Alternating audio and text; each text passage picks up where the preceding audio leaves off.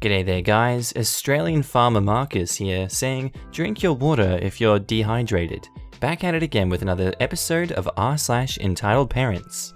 Now, don't make your son do women's work, apparently, because that just makes Karen mad, doesn't it? My son won't do women's work. When I was working as a nursery worker, we used to get some real crackers entitled parent-wise. One still sticks out in my memory though. Our cast are entitled dad, senior nursery worker, poor kid, and me. Every day we would set up several activity stations around the nursery, all gender neutral things, etc., like sand tables, art activities, dress up. The problem started when entitled dad came to pick up his son and saw him washing his cup after snack. The kids all had a small basin of soapy water to wash their cups before we took them and put them in the dishwasher. Every child was responsible for their own cup. Entitled dad says, "Poor kid, what the hell are you doing? Put that down and get over here." Senior nursery worker's like, "Hello, entitled dad, what's wrong? Why is my son being forced to do women's work?" She looks confused and she's like, "What do you mean? Washing up is women's work. Why is he doing it? Every child takes responsibility for their own cup, spoon, etc. It's part of them learning to take personal responsibility. Also, our nursery is a place of equality. There is no women's work here." Entitled dad goes ballistic. "He won't be doing women's work, and that's the end of it." Please, entitled dad, don't raise your voice at me. If this upsets you so much, we'll stop him from doing women's work. Please follow me to the office and clarify what you do not want him to do, ... So, at the end of the day meeting, we found out that he was to eat his snack, but he wasn't allowed to prepare it, which was a pity because he really loved snack prep. He was allowed to drink his juice/milk, but he wasn't allowed to rinse his cup like the rest of the children. He wasn't allowed to participate in dressing up. He might put the girls' costumes on and grow up gay. Imaginative food play or participate in the baking sessions. Cooking is a woman's job. Entitled dad told us that he would be speaking to his son and that his son would tell him if we made him do anything that he had forbidden. We were not happy, but we had to follow instructions to the letter. So along comes baking day. Guess what one of poor kid's favorite activities is? The kids all loved baking day because at the end of the session, they got to take whatever they had baked home with them to share with their family. We tried to distract poor kid by keeping him at other activities and sneaking his group into the kitchen without him seeing. But we were honestly fighting a losing battle. Poor kid had been smelling the cupcakes and eagerly waiting for his group's turn. Cue meltdown. "Poor kid, don't be sad. There's lots of other things we can do. Would you like to paint some flowers?" He mumbles, "Flowers are for girls." "Oh, okay, shall we go play in the sand then? I think the big yellow truck is out today." He looks sad, and we go out to play with the sand. Skip to the end of session. Everyone else is picking up their little ones, who all have bags of cupcakes to take home. Except that is, poor kid.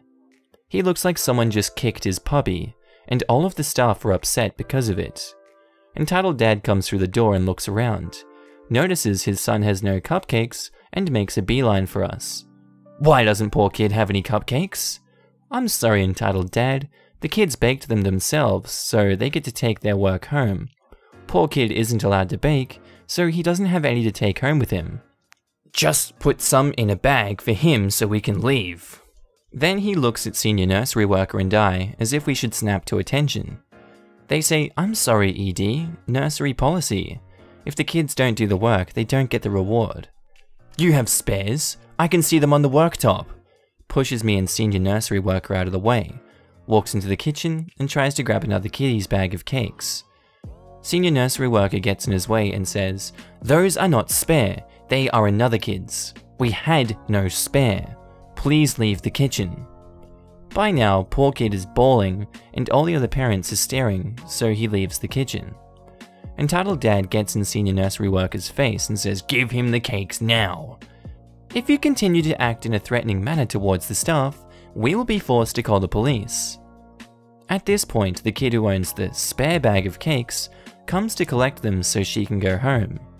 She is absolutely rocking her Down syndrome, but at that point wasn't very verbal. so we had to get down on her level to speak Makaton to her. I crouch down with the bag of cakes in one hand and start signing "good job" and "see you tomorrow," when I'm suddenly sent flying. I fall backwards and hit my head on a bench as Entitled Dad rips the bag of cakes out of my hand. "That's it, leave now or I'll call the police." Entitled Dad storms out of the nursery, cakes in hand, with poor kid trailing after him.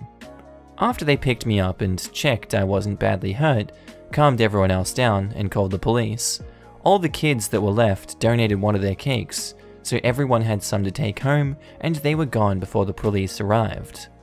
I think he got a warning from the police, but we never saw poor kid again. I still wonder what he turned out like to this day. Thank you for all commenting and proving that, thankfully, guys like this dad are soon to be figments of the past. Thank you also for the kind person who gave this post gold. And our last story was posted by user AliBaby17, titled, "My entitled dad just bought his sister a car for her 16th birthday, while I am 19 and don't even have one of my own. Then told my mum, who lives paycheck to paycheck, to drop $1,500 on a car for me." Sadly, I'm not writing this about some crazy stranger or annoying yet distant family member, but instead my own father and sister, who despite peeing me off greatly, I still love them. This situation is not normal. For the record, I don't really need a car right now, and I'm not mad because she got one. I'm upset because of how my other mum and I have been treated in this situation. This is still ongoing, so I'll post any important updates. So my sister has just recently overcome a serious bout of depression and other mental illnesses, and as part of her recovery, she has decided to live with my dad. My mum and dad are separated, but there is no ill will between them. I'm lucky enough to 4 awesome parents, 2 biological and 2 step-parents, none of whom dislike each other. Generally, my sister and I would spend the weekdays at my mum's because she lived closer to the school we were going to, and then go to my dad's on the weekends. But because they're all so chill with each other, we kinda just go wherever we feel like. But we mostly live with my mum. My sister just recently decided to go live at my dad's house because, according to her, my mum is too rough on her. I think she couldn't be any lighter on her, in all honesty.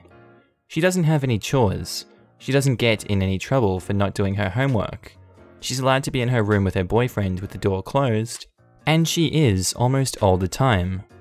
My mum is admittedly very loud and can be scary when you're first meeting her, but I don't think her daughter of 16 years would realize that she isn't mean and she has it really good here.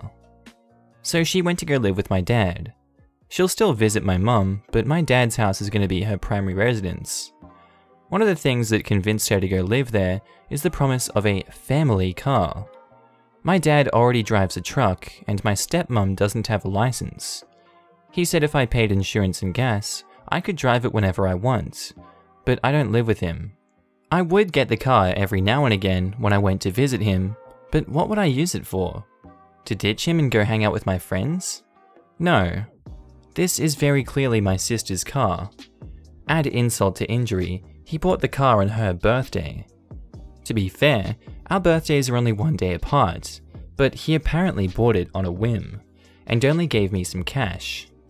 My mum and I have no idea where he got the money for it, because he's kind of been struggling financially for a while. He's not broke, but he's definitely not rich either. Definitely not in a position to just drop 1.5k on a car.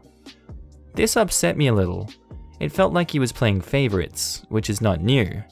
I've always felt like my dad has liked my sister more than me. My mum knows everything going on, and she is ticked that he did this for her when he did nothing for the sort on my 16th birthday. I'm not that upset, but she is, and she is very confrontational. She was talking to my dad on the phone and made clear how I feel, and he said, "Well, why don't you just buy him one?" Damn, he really went there.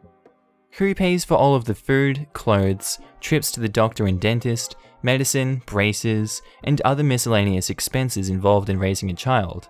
Almost entirely my mum, same as my own mum. Because my parents both agreed to divorce and still be friends, they didn't settle on court-mandated child support, and agreed to just split the costs raising us. Well, 12 years later, he's paid maybe 20% of the costs of raising us, when at the time, it was kind of agreed upon that they would go 50-50. I wasn't mad at him for getting my sister a car. I was a little upset because of his obvious favoritism. But when my mum told me what my dad said, I became truly mad. He's one ballsy dude to even dare suggest that when he hasn't kept up his end of the deal for 12 years because he's struggling financially, but he can still afford a car out of nowhere. This tea is still very hot, so I'll post any updates I get. Sorry if this post is a little more personal than most posts here, but I think it's still worth sharing. And as far as I can see, there is no updates, sorry. Alrighty Sheilas, let's go snag us a crocodile down at the lake. That's the end of this episode. I hope you enjoyed it. This is your Australian husband speaking, and if you've got any r/entitled parents in your life, please deck them immediately. Anyway, I'll see you in the next episode, guys. You have a great night, day, whatever you're up to, and I'll see you in the next episode. Goodbye.